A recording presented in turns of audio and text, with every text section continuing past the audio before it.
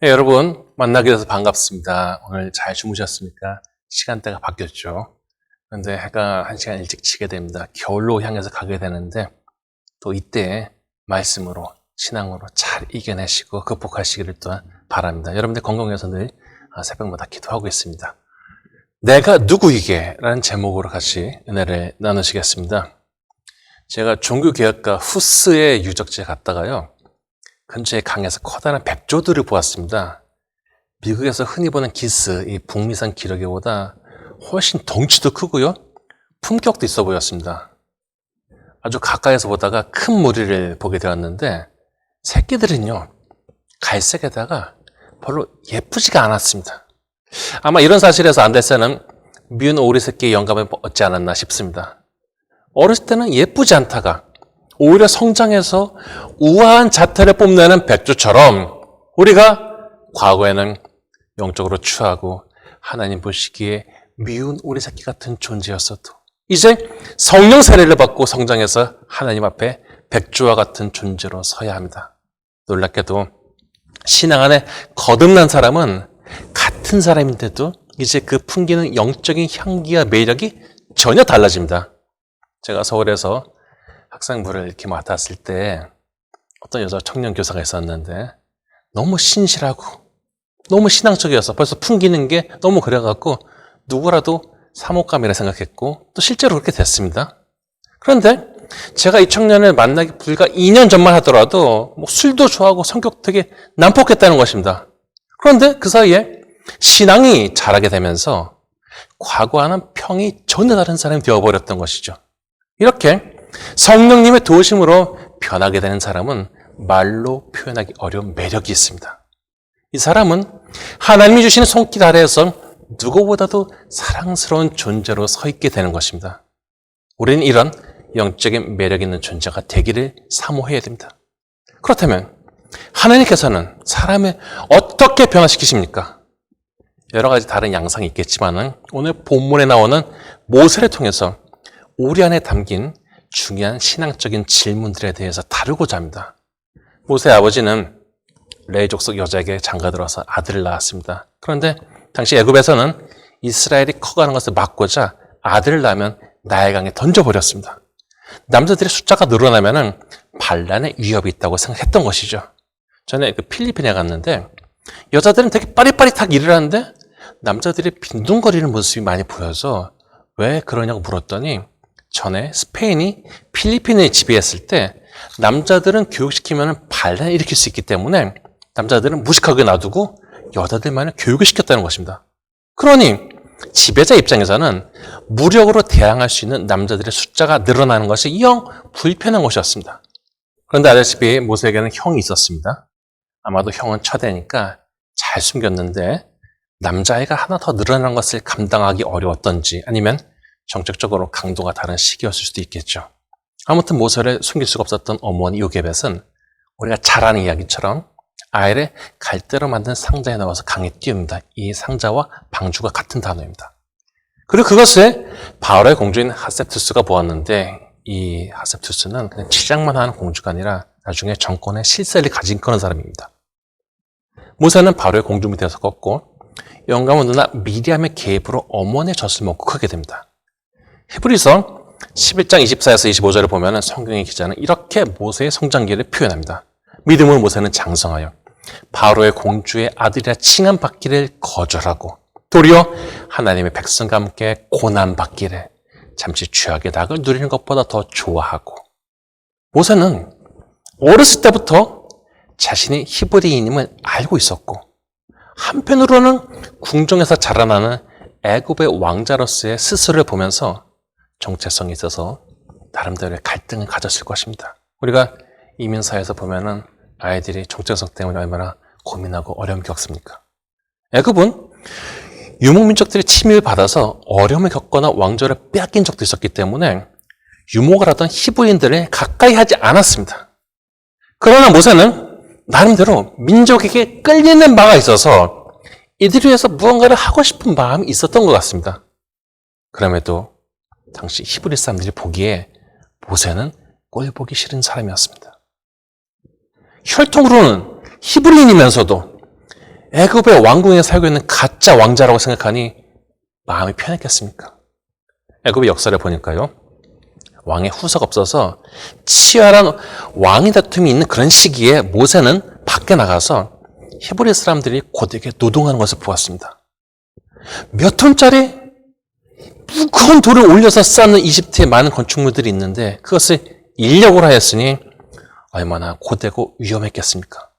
그런데 모세는 애굽 사람이 히브리 사람을 치는 것을 보았고 안에서 뜨거운 것이 느껴졌는지 애굽 사람을 쳐서 죽이고 모래로 감추었습니다. 자기 나름대로는 자기 민족인 히브리 사람들을 위해서 한 일이었습니다. 그런데 그 다음날 이번에는 두 히브리 사람들이 서로 싸우고 있길래 어째서 동포를 치냐? 라고 하자 놀랍게도 이 치고 있던 히브리 사람이 누가 너를 우리를 다스리는 자 재판관으로 삼았어? 뭐 애굽 사람 죽인 것처럼 나도 죽이려고? 하면서 오히려 모세를 협박합니다. 이 사람의 태도를 보아서 당시에 모세를 바라보던 히브리인들의 생각을 알 수가 있습니다. 가뜩이나 못마땅한데 지금 정치적으로 몰려있고 게다가 어제 사람까지 죽였으니 이제는 눈에 보이는 것 없이 협박을 했던 것입니다. 이 사람은 당황한 모세를 보고서 더 소리 지르고 이 사실을 알린 것 같습니다. 이 일이 바로의 귀에까지 들어갔던 것입니다. 결국 쫓기게 된 모세는 바로의 얼굴을 피해서 미디안 광야로 도망가 버렸습니다. 역사를 보면요.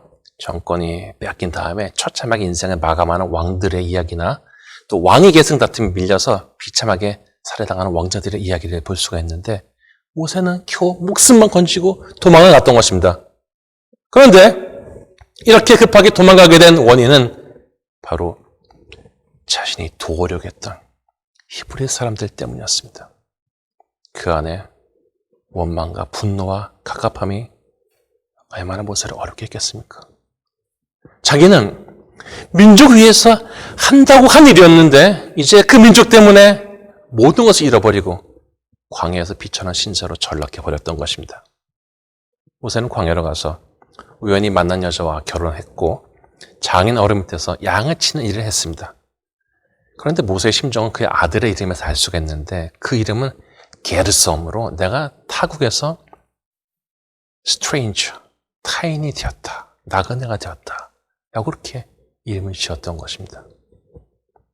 그러니 모세는 자신의 삶의 자리를 나그네로 보았던 것입니다. 우리는 남의 땅에 가서 나그네로 머무는 모세의 마음이 어떠했을지를 생각해 볼 수가 있습니다. 그는 그것이 좋아서 간 것이 아니라 죽지 않기 위해서 도망갔던 것입니다. 그리고 시간이 무려 40년이나 흘렀습니다. 화려한 왕궁과 문화에 잡혀서 살던 모세가 이제는 아무도 없는 광야에서 가축들을 데리고 돌아다녔습니다. 그는 장인의 양을 치다가 광야 서쪽으로 이동하다가 하나님의 산 호렙에 이르렀습니다. 그런데 그는 아주 기이한 것을 보았는데 떨기나무에 불이 붙었으나 사라지지는 않는 것이었습니다. 이것을 보면 모세가 이 나무를 상당 기간 지켜보았음을 알 수가 있습니다. 이상함을 느낀 모세는 이것을 보려고 갔는데 바로 이때 하나님께서 모세를 부르십니다. 모세는 자기가 여기에 있다고 하고 하나님께서는 모세에게 신을 벗으라 라고 하십니다. 우리가 알듯이 신 밑에는요 온갖 더러운 것이 붙습니다. 모세는 양을 치는 사람이었기 때문에 그의 신발에 온갖 양들의 오물이 붙었을 것입니다. 하나님은 모세가 신을 벗고 구별된 상태로 하나님 앞에 서기를 명령하십니다. 그런데 하나님은 자신이 모세의 조상의 하나님이라고 하시며 아브라함, 이삭, 야곱의 이름을 거명하시고 정말 당황스럽게도 모세에게 뜻밖의 지시를 하시는데 하나님께서 애굽에 있는 자신의 백성의 고통을 분명히 보았다고 하시며 그들의 애굽인의 손에서 건져내어 젖과 꿀이 흐르는 땅으로 인도하시겠다는 것입니다. 그리고 모세에게 9절에 보니까 이제 가라 라고 하십니다. 우리는 어떤 일을 할 때 타임라인을 그리고요 순차적으로 스텝 바이 스텝으로 일이 진행되도록 계획을 짜고 일하는데 성경을 보면 하나님께서는 전혀 그렇게 일하지 아니하십니다. 이제 때가 됐다고 생각하시면 강고 나서 급하게 역사하시는 것이죠.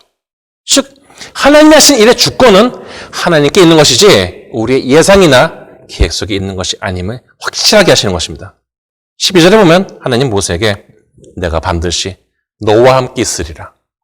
내가 그 백성을 애굽에서 인도하여 낸 후에 너희가 이 산에서 하나님을 섬기리니 이것이 내가 너를 보낸 증거니라 라고 하십니다. 심지어 본문 20에서 22절을 보면은 이스라엘 사람들이 애굽에서 나올 때 빈손으로 나오지 아니하고 은금 패물과 의복을 얻어서 나올 것이라고 하십니다. 모세는 지금요 가겠다고도 안 했는데 하나님은 이미 다 계획을 세우시고 앞으로 벌어질 일들에 대해서 설명하시고 계신 것이었습니다. 모세는 황당했습니다. 아니 좀 오래전에 앞으로 이런 일이 있을 것이라고 좀 설명해 주시고 준비하게 하시던가 해야지. 이제 다 늙어갖고 소망이 끊어진 때 애굽으로 들어가서 이스라엘 민족을 꺼내오라니. 더더군다나 모세는 말이 어눌한 사람이기 때문에 이런 일을 하기에 스스로 적합하지 않다고 생각을 했습니다. 어떤 사람은요, 하나님께서는 준비된 사람을 사용하실 텐데 모세가 무슨 준비가 됐단 말인가 라고 생각할 수 있을 텐데요. 모세가 준비된 것은 광야에서 뭐를 배우고 뭐를 얻고 한 것이 아니라 오히려 그 반대로 마음속에 있던 분노나 섭섭함 같은 감정들을 다 비워버리는 것 가운데 나타났습니다. 우리가 성장할 때 뭔가 막 나를 흥분시키는 것들을 배워서 크기도 하지만요. 때로는 내 안에 하나님께서 기뻐하시지 않는 것들을 비워나가는 것 가운데 하나님의 사용하심을 얻기도 합니다. 하나님께서는 마음속의 분노와 과거를 시사하는 요셉을 어느 날 감옥에서 총리로 세우셨고 광야에서 자신의 비운 모세를 부르셨습니다. 모세에게는 정말 갑작스러운 일이었지만은 하나님이 이미 오래전부터 모세를 사용하기 위해서 준비하시고 기다리고 계셨습니다. 모세가 왕실 출신이 감히 바로 앞에 나가갖고 이렇게 말을 할 수 있었던 것이지. 노예 신분으로 문 열어달라고 하면은 왕궁문을 열어놔 줬겠습니까?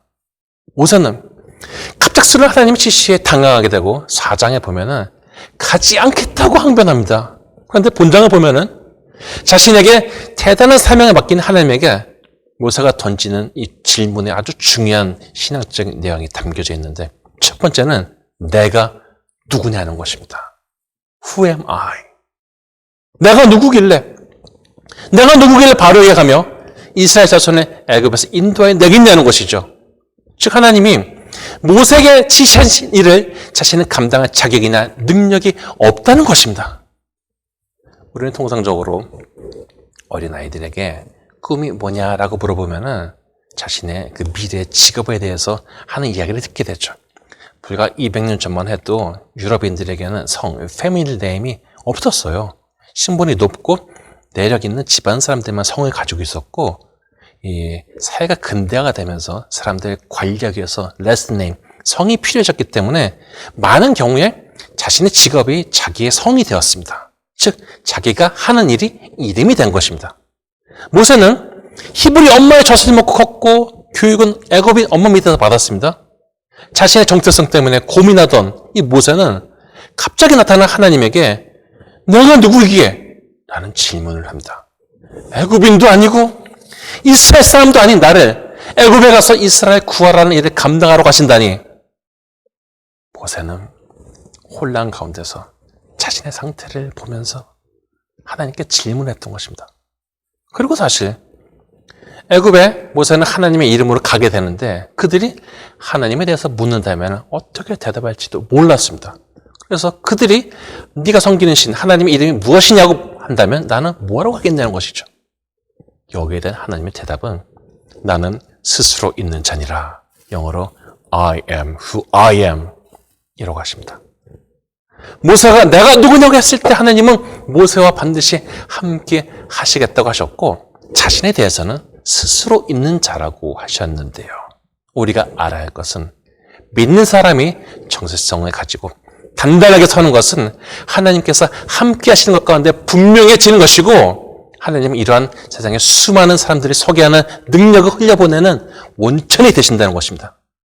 우리가 어리석을 때 자신의 자기 인생의 주권자로 착각하고 교만한 생각을 하게 되고 하나님의 주권을 거부하고 우리 인생의 목자가 되심을 우리가 거절하지만 본문에 나타난 하나님의 설명은 우리가 가지는 정체성의 근거가 무엇임을 밝히 알려주는 것입니다. 사람에게 정체성이 생긴다는 것은요, 스스로의 삶을 의미 있게 바라보게 합니다. 우리가 헛된 것들을 씻어버리고 그 다음에 하나님의 영으로 자신이 가득 채우게 되면은 이 힘을 가지고 하나님 보시기에 의미 있는 일들을 하고 싶어집니다. 그리고 이런 삶은 먼저 하나님께서 우리에게 요구하시는 것들을 성실하게 지킴으로 하나님의 기대치에 부합하려고 합니다. 예수님도 요한복음 14장 21절에 나의 계명을 지키는 자라야 나를 사랑하는 자니 나를 사랑하는 자는 내 아버지께 사랑을 받을 것이요 나도 그를 사랑하여 그에게 나를 나타내리라 라고 하셨습니다. 이렇게 명령을 잘 지키는 것은 단지 율법적으로 산다는 것 이상이 되어야 하는 것이며 이것은 순종하는 것으로 나타나게 됩니다. 억지로 끌려서 지키는 것이 아니라 하나님의 선하심과 사랑을 인정하기 때문에 이제는 주님께서 하시는 말씀을 기쁜 마음으로 지키고 실행하려는 의지가 자신의 인생을 힘있게 돌리는 엔진이 되어서 스스로의 삶에 순간순간 의미를 부여하고 가치 있게 한다는 것이죠. 제가 처음에 이야기한 여자 청년의 이야기로 돌아가서 연말에 새로운 반을 맡기는데 저는 고3반을 맡으면 좋을 것 같아서 그렇게 배정해 주었습니다. 그리고 1년이 지난 뒤에 제가 들은 말이 목사님이 처음에 자기를 이렇게 고3반을 배정했을 때 마음이 되게 불편했다는 것입니다. 고3을 맡고 싶지가 않았던 것입니다. 그런데 1년간 고3을 상대하면서 이제 많은 것을 깨닫게 되었고 목사님이 왜 자신에게 고3을 맡겼는지를 알게 되었다는 것입니다.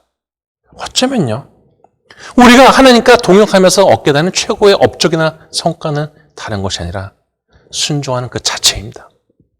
순종이 제사보다 낫고 말씀을 들음이 수양의 기름보다 낫다. 이런 말씀처럼 우리에게 좋은 것을 준비하시는 하나님의 기쁘시게 하는 우리의 가장 큰 반응은 순종인 것입니다.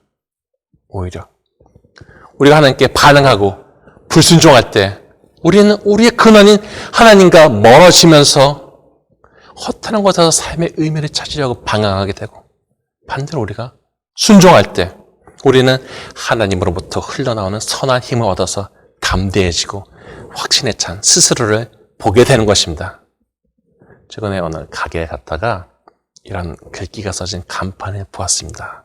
Oh my God, Mama's right. 오 세상에, 하나님, 엄마가 맞았어요. 사춘기 딸이 바르게 살라는 엄마의 말에 무시하듯이 자기 인생의 5분 앞을 모르는 사람들이 다 자기 주장을 하면서 하나님께 반응하고 따르지 않으려고 합니다. 그러나 신앙이 성숙하고 하나님과 친밀해지면서 그 사랑을 신뢰하게 된다면 나는 하나님의 사람으로서 하나님이 주신 일들을 생명력 있게 해낼 수가 있는 것입니다. 내가 누구냐 하면은 하나님의 사랑 안에서 구원받은 하나님의 자녀입니다.